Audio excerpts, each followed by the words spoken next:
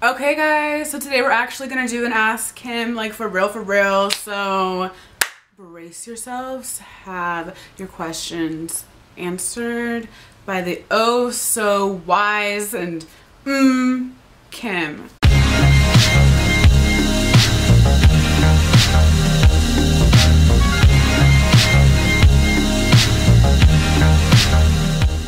So before we get into this video, I just want to make a disclaimer that if you ever want your questions answered in my Ask Kim videos, just leave the question down below or hit my DMs on Instagram and I will get to the questions and I will answer them. The ones I feel are fitting for everybody. So, I mean, even the ones that aren't, I will still answer them. Like honestly don't care. Just get those questions in since you guys love these videos so much. First question.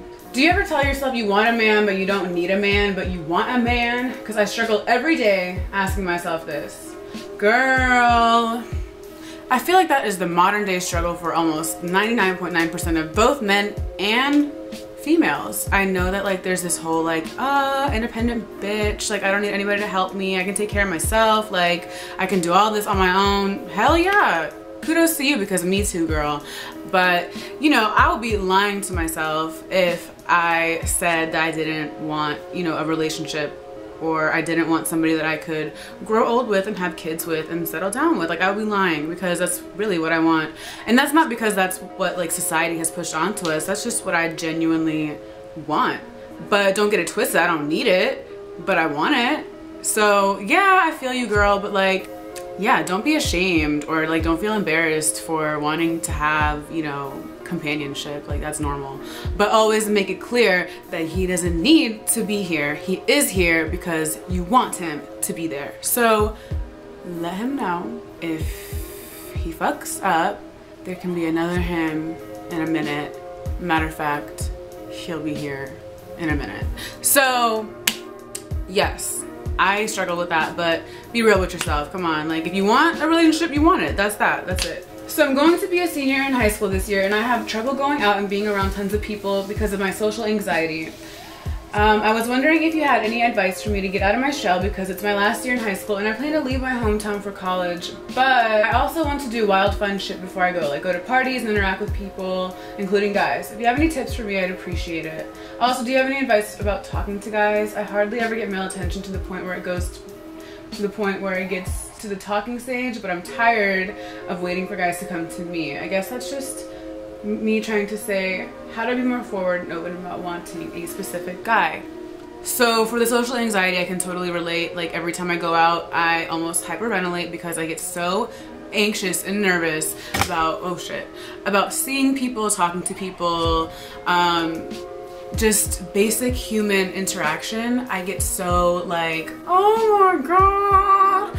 But once I'm there and once I'm in the situation, it's just kind of like, okay, you know what? I just really build up this hype or this crazy like anticipation for this event for no reason because it's nothing like I thought it would be. Like that's 99% of the time that's what happens. Like I'll have like this like, oh my god, like when I get there, I just know everyone's gonna be looking at me and talking shit about me. Like I just know it. And maybe that's just me being super narcissistic and into myself. But at the same time, I feel like that's something that a lot of people question and they think about. They're just like, okay, wow.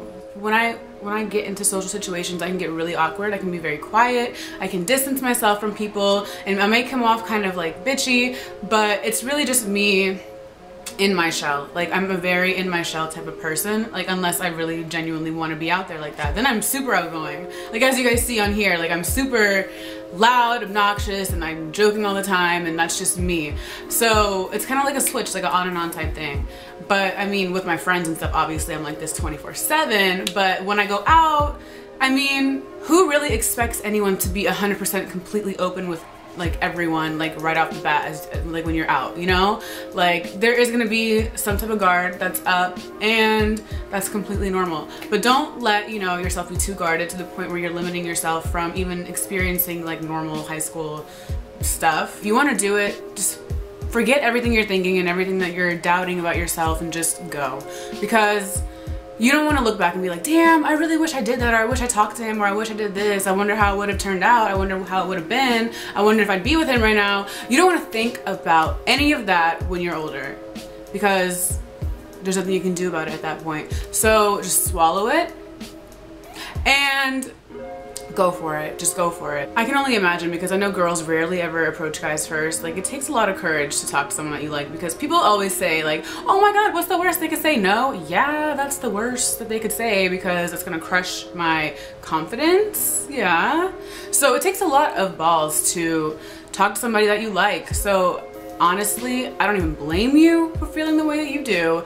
but I would say the easiest way to talk to a guy, or to tell if he would be like any type of interested in you, just become his friend first, and just go with a relationship that way. Like, don't just jump into something like, oh my god, I think you're so cute and I think we should date. I think we should really try it, because he's gonna be like, what is wrong with this girl? Like, I don't even know you. Like, why would I date you? I don't know you. So be their friend and see where it goes. Like, you can't, you know, have too much of a high expectation when it comes to dealing with like guys in high school, because these are guys in high school, remember that? So don't expect to have like your husband or something. I mean, at the same time, you never know. There are people who did marry their high school sweetheart, and I don't know how that works, especially in this day and age, but I mean, kudos to them. That's great. That's real cute. Super American, super like, yeah, cherry pie and American flags and stripper poles type shit. Yeah, so I mean, honestly, don't stress about the guys in high school. I'm gonna just say that. Don't stress about them, because I know I didn't, and school was still hard for me, even though I didn't stress about boys. So I can only imagine how stressful it was for girls who focused on boys and grades, because I could barely handle the grade part without the boy part. So my advice for any girl in high school would just be to forget the guys right now and just graduate, and then get to college and kind of like forget them too, and then finish college and then worry about boys. Okay, last question. How do I let go of toxic shit? Okay, it's super hard, at least in my opinion, because when you let toxic things into your life, you are allowing them to consume you, and they're draining you of your energy. So how can you focus on, you know, becoming this better person, or letting it go when it's still in your life? So the first thing would be to cut it off completely. I don't know why I paused, but just to cut it off completely, because you need to cut it at the root. It's kind of like a wart. Toxic stuff is just like a wart, honestly. You gotta get it at the root, at the source, and like freeze that bitch off. If you just kind of like sand it down, you're not really getting anywhere. You're getting closer to the problem. That's what you're doing. You're getting closer to addressing the actual problem, but it's not really making any type of progress, I guess, in a sense. I mean, I guess it is, because you're starting to notice more of what the actual problem is as you're like trying to let go of these little things. I guess it more so helps you like open up your eyes to what the real issue is. So I guess that's kind of like part of the letting go stages. But once you realize that you deserve a lot more than what you're getting from whatever the situation is, it could be, you know, friends, family, boyfriends, school, anything like that. Once you realize that you deserve more, or that you're worth more, and that maybe, you know, the situation is not for you, like, it takes a minute to realize it, because everyone is kind of like in denial. Like, I'm just gonna give it like a relationship type scenario. So let's say it's a boyfriend. So everyone is kind of like in denial, like when it comes to being in a relationship with someone that is toxic, because you're making excuses for this person's behavior because you love them, and because you choose to see the better in them rather than choosing to see the obvious bad. So you're making excuses for them. You're justifying it by saying, you know, like, everybody makes mistakes, you know, we're human, we're only human. That's everybody's favorite line, we're only human. Yeah, we are only human, but does that take away from the fact that we should be able to have common sense and some type of integrity when it comes to being in a relationship? Like, does that really take away from that? Your barbaric instinct to sleep with anyone you see or talk to anyone that you see, does that really kick in like when you're in a relationship? Like, I don't get it. Like, people love saying I'm only human, but you are human, so I don't really get how that's an excuse. I mean, we're not perfect, I know that, but I feel like if you really love someone, you can kind of like chill. Letting it go, you just need to realize, like, look in the mirror one day. I'm looking in the mirror right now. Look in the mirror one day and take yourself in, like, for what you are. Don't wear no makeup, don't wear no wigs, no weave, whatever. Just look at yourself and be like, wow, okay, this is me. raw, real, really me, and I'm still that bitch, and I still deserve to be treated like a princess or a queen or whatever it is that you hold yourself high to. So you just need to really, really, really look at yourself and determine whether or not you really, maybe you don't love yourself. Maybe you don't really respect yourself like that.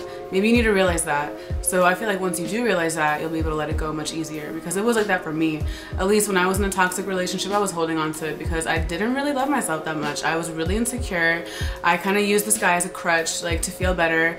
And I was just holding on to it because I thought it like fulfilled me, but really it was just draining me. And once I let it go, girl, when I tell you, I have never had a bigger glow up in my life. Okay, maybe middle school to like now. Like, that was a big glow up, but this was like, this is an even bigger glow up. Like, it was crazy. Like, I feel like a whole new person. I feel like, I literally feel like I shedded like a skin, or like I closed a really thick chapter of my life and I just opened a new one, and it's just like been a really cool chapter. Like, that was my dark chapter, and now I'm in like this light and love and positivity chapter, and it's an amazing feeling.